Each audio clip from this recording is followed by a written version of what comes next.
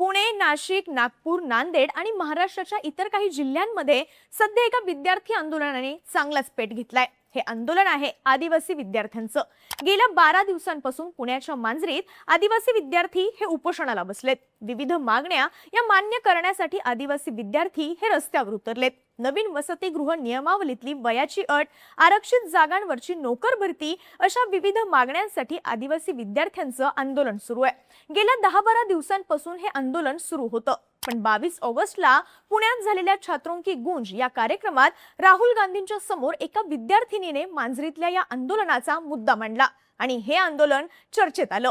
इतकंच नाही तर राहुल गांधींनी आदिवासी विद्यार्थ्यांच्या मुद्द्यावरून थेट मुख्यमंत्री देवेंद्र फडणवीसांना पत्र लिहून विद्यार्थ्यांच्या समस्या सोडवण्यासाठी प्रयत्न करण्याची मागणी केली आहे। 24 ऑगस्टला उपोषण करणाऱ्या विद्यार्थ्यांची प्रकृती खालावली आणि त्यांना हॉस्पिटलमध्ये सुद्धा नेण्यात आलं।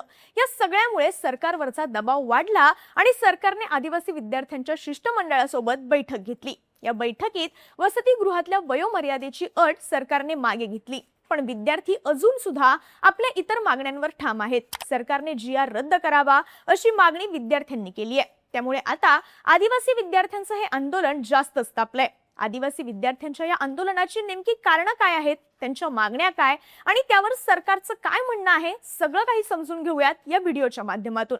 नमस्कार, मी शीतल आणि तुम्ही पाहताय बोलभिडू। राज्य सरकारच्या आदिवासी विकास विभागाने 5 ऑगस्ट 2026 ला एक GR काढला। या GR मधील प्रमुख बदल आदिवासी विद्यार्थ्यांच्या वसतिगृह प्रवेशाच्या नियमांशी संबंधित होते। यामध्ये वसतिगृहातील प्रवेश, विद्यार्थ्यांची पात्रता आणि वयोमर्यादेच्या नियमांबाबत बदल करण्यात आले होते। या GR नुसार शासकीय आदिवासी वसतिगृहात प्रवेशासाठी विद्यार्थ्यांची कमाल वयोमर्यादा 26 वर्षे निश्चित करण्यात आलेली। तसंच यामध्ये काही इतरही नियम करण्यात आले होते। यामुळे उच्च शिक्षण आणि MPSC सारख्या स्पर्धा परीक्षांची तयारी करणाऱ्या आदिवासी विद्यार्थ्यांच्या वसतिगृह प्रवेशावर थेट परिणाम होत होता। तसंच या GR मध्ये इतर सुद्धा काही नियमांमध्ये बदल करण्यात आल्यामुळे हा GR रद्द करण्याची मागणी आदिवासी विद्यार्थ्यांकडून करण्यात आली। यासाठी ठिकठिकाणी आंदोलनं झाली। पुण्यातल्या मांजरी स्टड फार्म इथल्या शासकीय आदिवासी वसतिगृहातल्या विद्यार्थ्यांनी या GR ला विरोध करण्यासाठी आंदोलन सुरू केलं। हा वाढता विरोध बघून सरकारने 14 ऑगस्टला एक सुधारित GR काढला, ज्यात वसतिगृह प्रवेशासाठी विद्यार्थ्यांची वयोमर्यादा 26 वरून वाढवून 30 वर्ष करण्यात आली।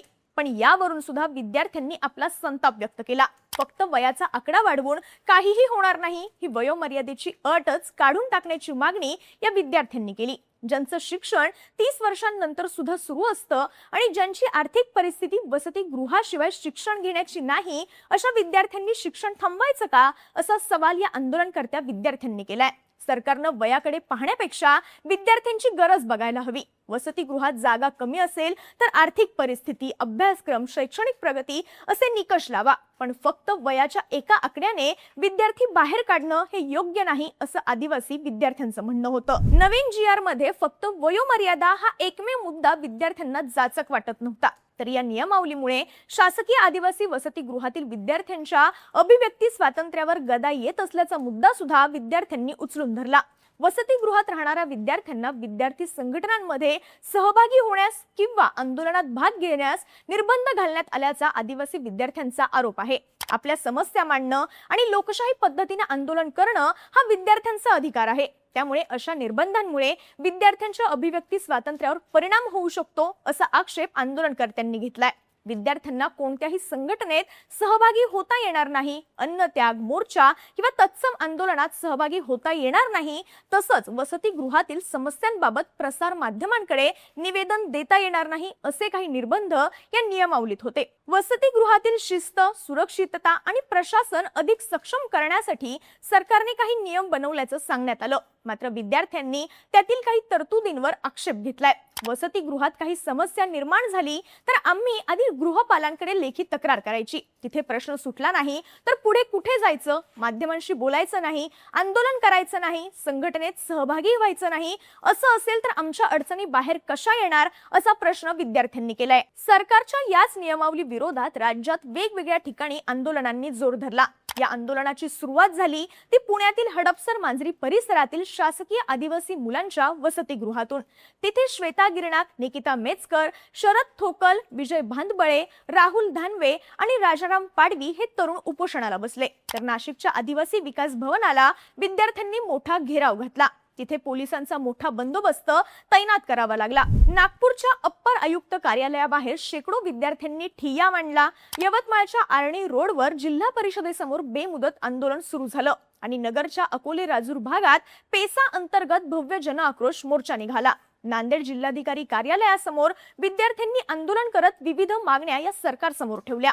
यावेळी राज्याचे आदिवासी विकास मंत्री अशोक उईके यांच्या राजीनाम्याची मागणी सुद्धा विद्यार्थ्यांकडून करण्यात आली। वसतिगृह प्रवेशात स्थानिक विद्यार्थ्यांसाठी 70% आरक्षणाची तरतूद केल्याच्या निर्णयाला सुद्धा विद्यार्थ्यांनी प्रचंड विरोध केला। आदिवासी बहुल ग्रामीण आणि दुर्गम भागातील विद्यार्थ्यांना उच्च शिक्षणासाठी नागपूर, मुंबई, पुणे, नाशिक यांसारख्या मोठ्या शहरांमध्ये जावं लागतं। अशा विद्यार्थ्यांसाठी वसतिगृह हा शिक्षणाचा महत्त्वाचा आधार आहे। मात्र स्थानिक विद्यार्थ्यांसाठी मोठ्या प्रमाणात आरक्षणाची तरतूद झाल्यास इतर जिल्ह्यांमधून उच्च शिक्षणासाठी शहरांमध्ये येणाऱ्या विद्यार्थ्यांना वसतिगृह प्रवेश मिळणं कठीण होऊ शकतं, असा आरोप आंदोलनकर्त्यांनी केलाय।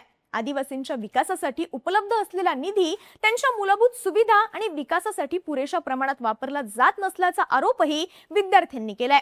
त्यामुळे सुधारित GR रद्द करून 2011चा GR पुन्हा लागू करावा अशी मागणी या विद्यार्थ्यांनी केली आहे। या मागणी सोबतच शिल्लक असलेल्या 12,500 जागांची नोकर भरती करावी, सेंट्रल किचन पद्धत रद्द करणं, विद्यार्थ्यांच्या DBT मध्ये वाढ करावी, विद्यार्थ्यांना संगणक उपलब्ध करून द्यावेत, प्रवेश प्रक्रिया वेळेत पूर्ण करावी, जात पडताळणी प्रमाणपत्रासाठी 6 महिन्यांची मुदत द्यावी, शहराच्या मध्यवस्तीत वसतिगृह उभारावं, बेरोजगार आदिवासी तरुणांना बेरोजगार भत्ता हा देण्यात यावा, बस ते पास उपलब्ध करून देण्यात यावेत, राज्यातील आदिवासींचे क्षेत्रनिहाय सर्वेक्षण करण्यात यावं, अशा 40 मागण्या विद्यार्थ्यांनी केल्या आहेत।